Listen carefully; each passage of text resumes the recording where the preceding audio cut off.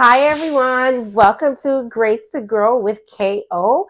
This is a safe and transparent place to grow spiritually, physically, emotionally, and relationally. Happy New Year, or should I say, Happy New Year, y'all, my friend. One more year pandemic.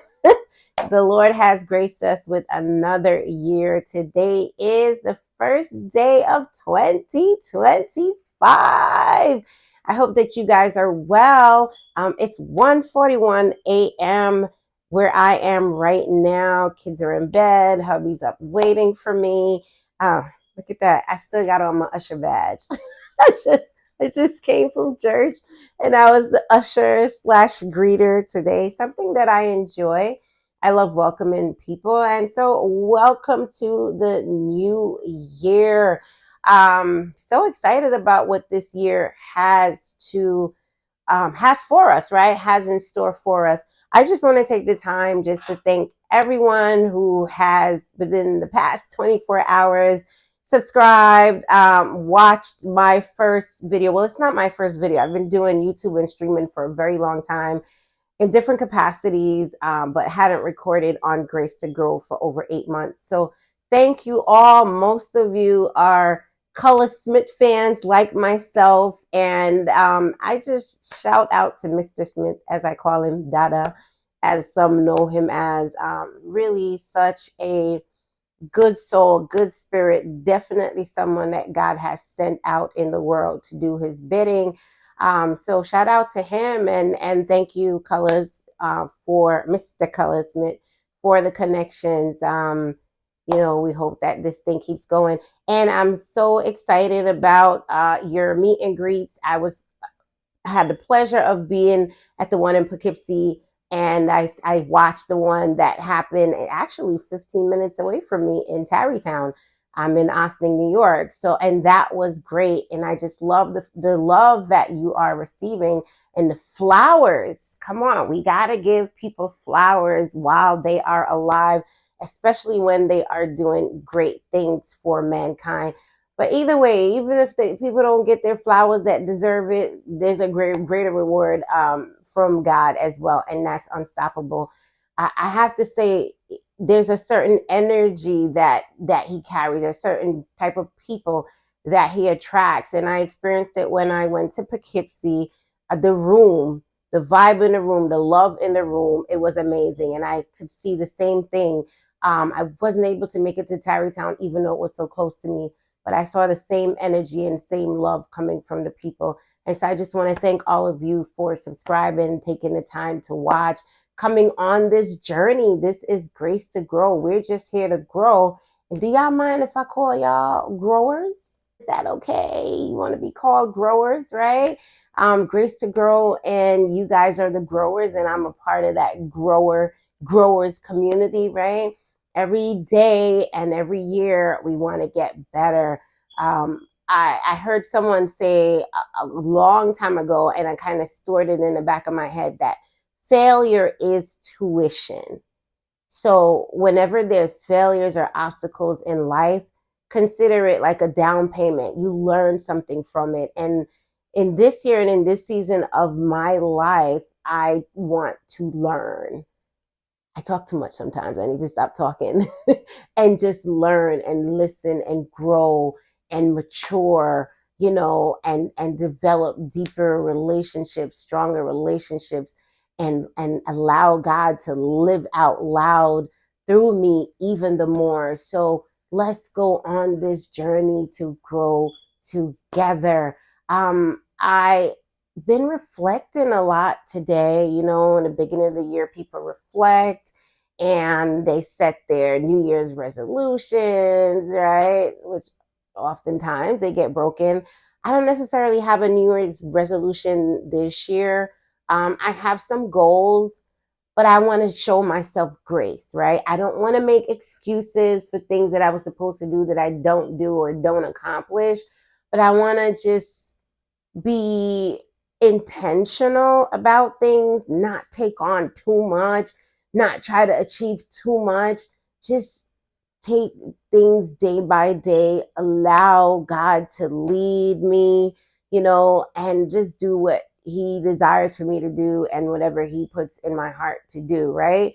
And live out loud and live out big and live out bold and live out free for him. So I guess if you want to say that's a resolution, that's a every day and every year thing, right? And the Bible tells us we are a work in progress, and God began a good work in us and he will continue it.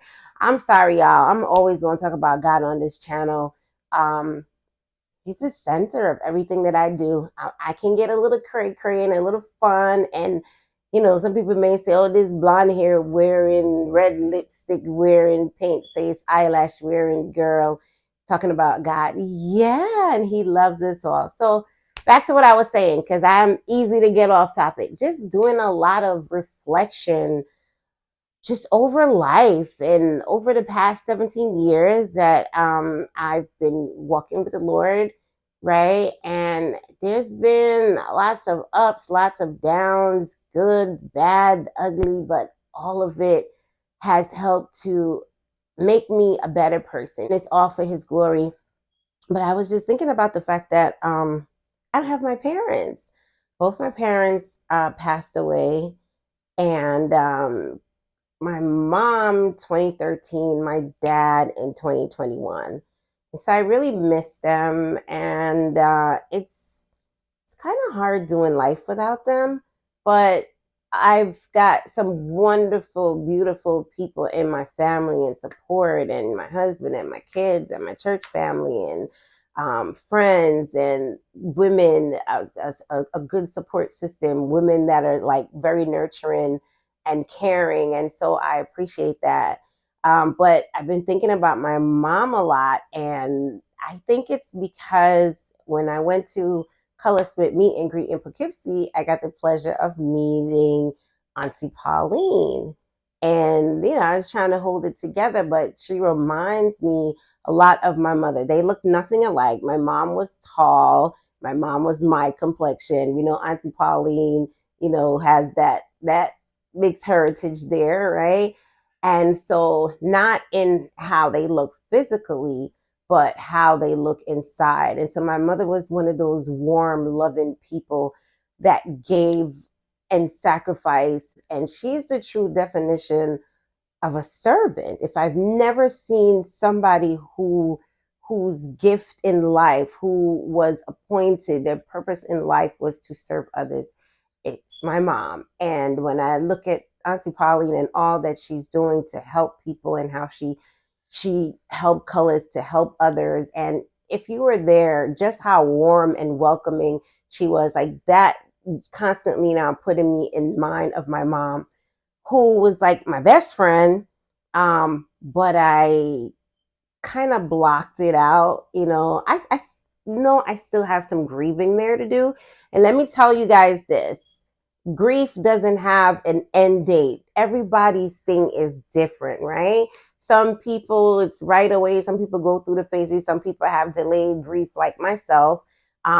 But I know I grieve differently because my mom had also put her trust in Jesus Christ, right? So I know I'm going to see her again.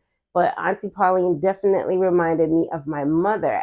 And when I was younger, I didn't really understand, like, why is my mother always giving everything to everybody? Everything we have, she giving it away. This lady, why are you sleeping on the floor? Why are you giving your bed to somebody? Like, she was that type of person. I didn't understand it. But as I got older, and it kind of rubbed off on her kids, I understand, because there's such joy in giving, right, back to others and loving on others and being there for others. That's a very rewarding way to live life. So I thank God for people like my mom, people like Auntie Pauline, Marlon, Color Smith, and people all around the world that are doing things that actually never get seen, right? Everybody's stuff doesn't get put out there, but God knows and God sees what you do, and your reward is certainly great. I've also been reflecting on the fact that it's been 17 years since I got saved, right? Accepted Jesus as my Lord and Savior. And I was a little wild one before that. So I was thinking about that. on December 31st, I would have not been in church ushering. I would have been in the club. From the time I was 15, my parents would tell you, I didn't give my parents any trouble. I was very mature. I started working from I was 12, and I've been working ever since. I'm not going to tell y'all my age. I'm going to let y'all keep guessing. Black don't crack, right? And so, yeah, I was kind of out there clubbing and doing whatever. And that's the only thing my parents will tell you. They couldn't keep me in the house.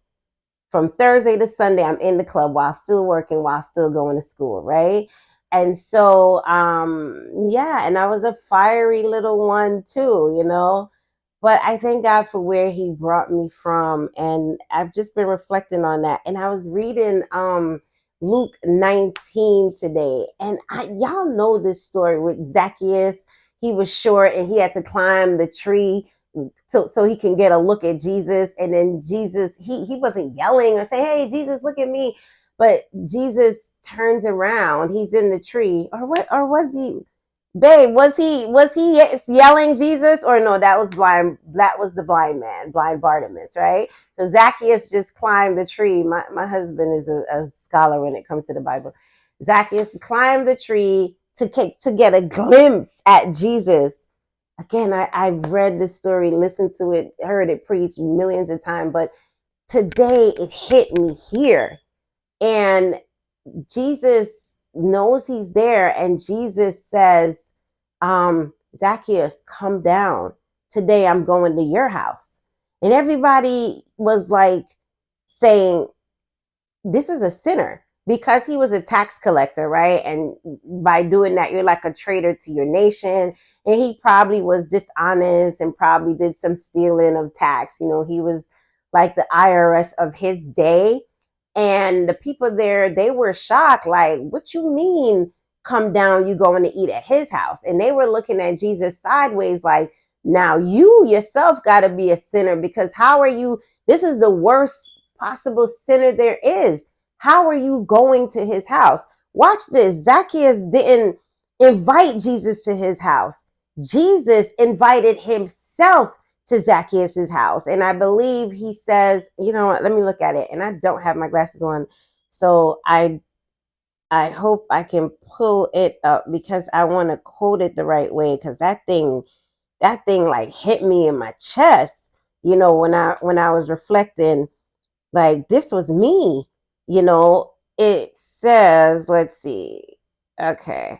Boy, I can't see anything. I should have grabbed my glasses.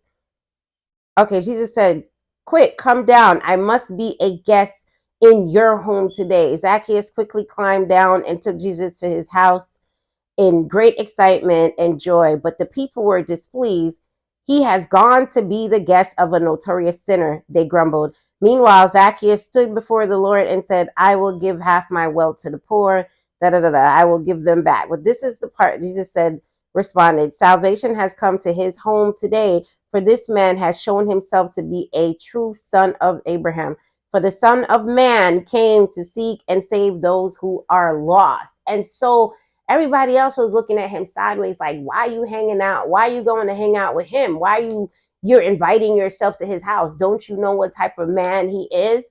And it's the same way with us. People sometimes write us off, like, don't you know they did this, they did that in their past, they're this type of person, why you want to be with them? Why? God would never come to you or use you. But here is proof that these are the people that Jesus said, I came for the lost, right? Those who need salvation. If we self-righteous and we think we don't need it, then he can't do nothing for you. So I'm just reflecting on where he brought me from. I mean, over some hills and some valleys, through painful situations, hurtful situations, through death, multiple death, through divorce, through disappointments, through failures, through fires, right? That's a whole story, and I'll tell that another day. But God is a restorer, right? He restores the years and everything that the cankerworm and the caterpillar stole. And I can say he's done that. Where I was divorced, marriage has been restored. I've lost a child or two, and I gained 2 more, right? And another one in my later years. So I have 5 of them now. Laid off of jobs, but got bigger ones, right? Lost everything in a fire, but live in this beautiful home now. So God is a restorer. I want to encourage you that in all that you go through, He sees you. And if somebody out there, like, you feel like you are the worst, you got to get yourself together. You're ashamed of your life, of your past. One, God says, Jesus, the Bible says, right? When we come to Him, He makes us a new person. He's not concerned about the past. He's not concerned about how other people see us. Because just like Zacchaeus, everybody around him was seeing him like this sinner, but Jesus didn't see him like that. Jesus saw the purity of his heart, that hunger that he had, that he would climb a tree to even see him, despite the fact that everybody there probably didn't like him. And so I just want to encourage us as we go through the new year to just know that God is for us. I just love God. I love Jesus. He is nothing like what we put out there sometimes, right? Because Jesus is busy saying, nah, I'm going to eat at your house. I'm not supposed to be at your house. I'm a holy man. But He's like, nah, I want to go to your house. I want to be where you are. I came for the lost, not those that got it together. If you got it together, then you don't need me. You got to pass. Do you, do you get in through your own righteousness? And so be encouraged this year as you go through this year, knowing that, as Jesus said, this is the God that says the word says the sun shines on the good and the bad, right? And Jesus said in the gospel, He talks about God being good to the unthankful and the evil. That's who He is. And that's kind of the message that I want to put out there.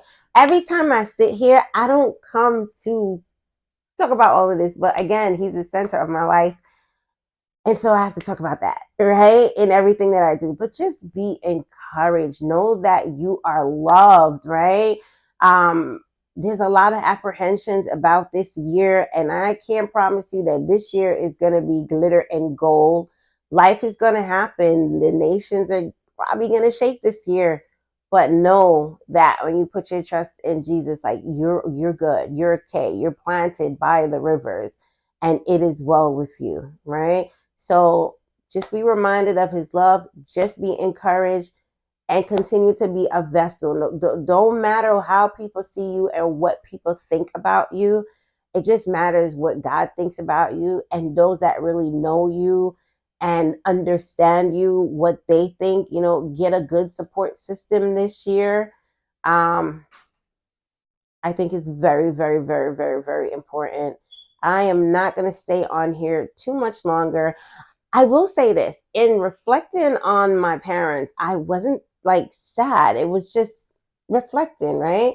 So I feel like I'm in a different space emotionally that maybe I can kind of deal with or unpack some of the issues that I may have hidden away concerning that, right? And also this New Year's watch night services in the past, like, my emotions kind of have been like this, or moods, or even spiritually where I was, sometimes they've been more just somber, sometimes more prayerful, sometimes just silent. But this year was different for me. Like, I just celebrated. As soon as my husband was playing the drums, as soon as that they started the countdown, like 5 seconds left, I just ran from the back and I ran on the stage to him on the drums. And I think I did that last year too. But this year, there is this joy, this deep down joy. So I'm definitely growing. All right, growers, we are here to grow. Hit me up, please. Don't forget to like, subscribe, share, hit that notification button. Let's stay in touch. Make sure you put a comment, leave a word, drop a word. What's your word that you're focusing on for the year? Mine is quickening. I'm still researching it. I know it has to do with reviving, restoration, all of that stuff. And I believe that regardless of whatever contrary we see going on in the world, that this is definitely a season for wholeness, as it was released in my church today. Healing, wellness, and all that good stuff. And I believe that those of us that will draw close to God this year is definitely going to experience his goodness on another level. I love you guys. You pray for me. I pray for you. One love, grace to grow, KO. See you guys next time, growers. God bless.